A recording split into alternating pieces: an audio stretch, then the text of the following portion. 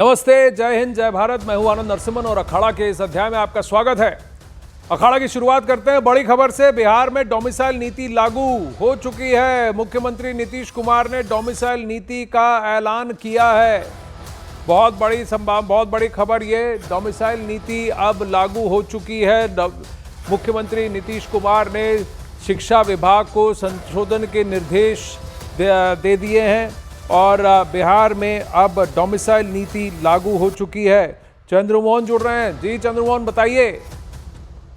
देखिए, बिहार में चुनावी साल है और ऐसे में एक के बाद एक सरकार की तरफ से फैसले लिए जा रहे हैं, जिसमें ये भी आज फैसला लिया गया है नीतीश कुमार की ओर से कि अब शिक्षक में जो भी बहाली होगा उसमें डोमिसाइल नीति लागू होगा और एकदम TRE 4 की बहाली होने जा रही है बस कुछ ही दिनों बाद। और उसके बाद साथ ही सरकार की तरफ से यह निर्देश भी दिए गए हैं कि TRE 5 और TRE 6 की जो बहाली होगी, जिसमें STET पहले जो टेस्ट हुआ था उसमें भी इसको लागू करने का निर्देश दिया गया है नीतीश कुमार की ओर से। तो अभी से कुछ दिन पहले जब बिहार में पुलिस की बहाली की बात आई थी, उसमें भी नीतीश कुमार ने साफ तौर पर कहा था कि महिलाओं को सबसे अधिक वरीयता दिया जाएगा, जिसमें 35% जो डोमिसाइल नीति है उसको माना जाएगा। और अब शिक्षा विभाग में जो बहाली होने जा रही है, शिक्षकों की जो बहाली होने जा रही है, जिसमें TRE 4 और TRE 5 की जो बहाली होनी है शिक्षकों की भारी संख्या में, उसमें डोमिसाइल नीति लागू किया जाएगा। लेकिन इससे पहले मार्च में तो कहा गया था कि डोमिसाइल नीति नहीं लागू होगी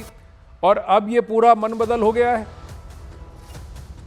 देखिए, ये लगातार जब भी शिक्षकों की बहाली या किसी बड़े वैकेंसी की बात होती है तो उसमें नीतीश कुमार के ऊपर उस समय सवाल खड़े किए गए थे कि बिहार में डोमिसाइल नीति क्यों नहीं लागू किया जा रहा है, ताकि बिहार की ज्यादा से ज्यादा लोगों को इसमें मौका मिल सके। लेकिन नीतीश कुमार की सरकार की तरफ से ये कहा गया था कि डोमिसाइल नीति लागू इसलिए नहीं किया जा सकता है कि बिहार के लोग भी कई जगहों पर जाते हैं और नौकरी पाते हैं। लेकिन अब सरकार ने उस फैसले को बदल दिया है और साफ तौर पर सरकार की ओर से ये कहा गया और आज जो निर्देश दिए गए हैं ये दिखा भी रहा है कि अब जो TRE 4 और TRE 5 शिक्षकों की जो बहाली होगी उसमें डोमिसाइल नीति लागू होगा। उसमें ज्यादा से ज्यादा बिहार के लोगों को एकोमोडेट किया जाए, ज्यादा से ज्यादा संख्या में बिहार के लोगों की बहाली हो, इसलिए ये डोमिसाइल नीति लागू किया गया है। तो बिहार की डोमिसाइल नीति क्या कहती है, जरा हमारे दर्शकों को बताएं चंद्रमोहन। और ये कब से लागू होगी, इसकी कोई तिथि तारीख है क्या? इसको सदन में पारित करना होगा, उसको सदन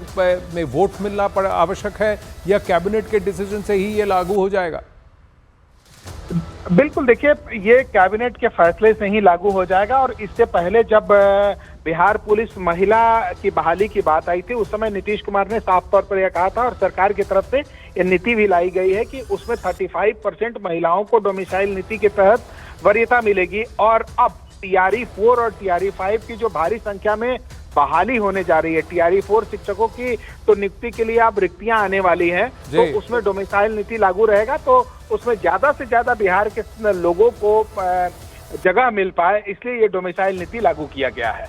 जी धन्यवाद चंद्रमोहन।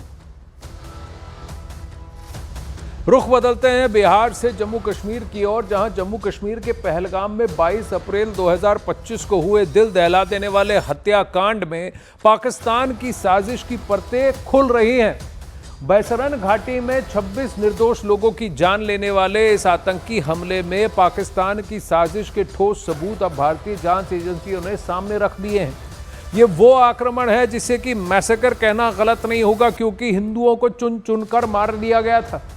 अब जो सबूत बटोरे गए हैं, उन सबूतों से यह साफ साबित होता है कि हमलावर ना सिर्फ पाकिस्तानी नागरिक थे, बल्कि लश्कर तैयबा के टॉप कमांडर भी थे। इसमें से सुलेमान शाह कैटेगरी A++ का कमांडर था।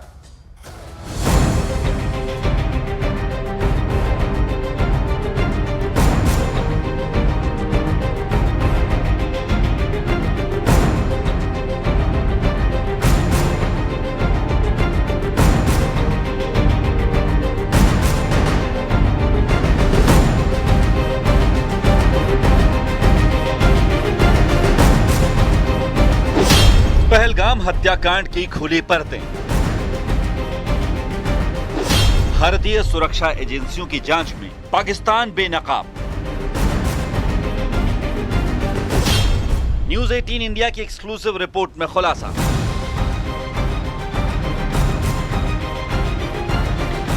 इसी साल 22 अप्रैल को जम्मू कश्मीर के पहलगाम में जो कुछ हुआ उसने पूरे देश को झकझोर कर रख दिया। पर्यटकों से भरी बैसरन घाटी में ताबड़तोड़ फायरिंग कर पाकिस्तानी आतंकवादियों ने 26 निर्दोष नागरिकों को मौत के घाट उतार दिया। अब इस दिल दहला देने वाले हमले की जांच में ऐसे ठोस सबूत सामने आए हैं जो न सिर्फ हमलावरों की पहचान उजागर करते हैं बल्कि इस हमले में पाकिस्तान की प्रत्यक्ष भूमिका को भी साबित करते हैं।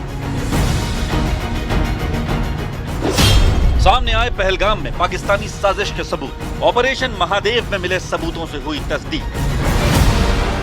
28 जुलाई को भारतीय सुरक्षा बलों ने ऑपरेशन महादेव के तहत 3 हमलावरों को ढेर कर दिया। उनके पास से मिले दस्तावेज, फॉरेंसिक साक्ष्य और डिजिटल डिवाइस इस बात की पुष्टि करते हैं कि सभी तीनों आतंकी पाकिस्तानी नागरिक थे और लश्कर-ए-तैयबा के टॉप कमांडर थे।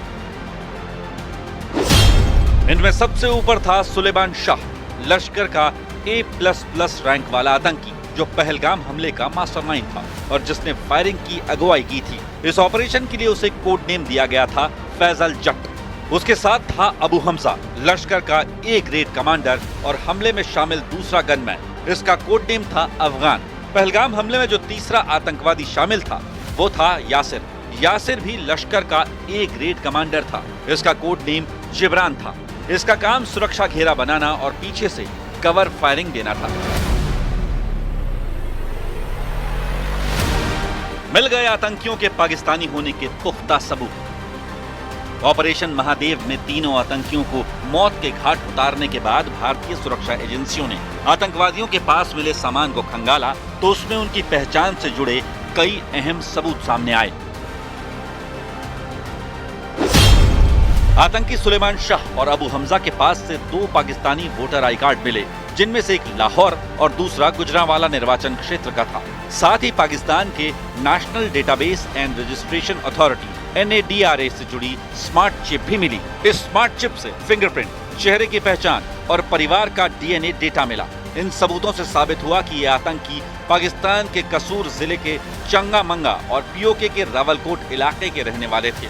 इनके अलावा आतंकियों के बैग से पाकिस्तान की मशहूर चॉकलेट ब्रांड्स कैंडीलैंड और चोकोमैक्स के रैपर भी मिले, जिनका बैच नंबर मई 2024 की उस खेप से जुड़ा है जिसे मुजफ्फराबाद POK भेजा गया था।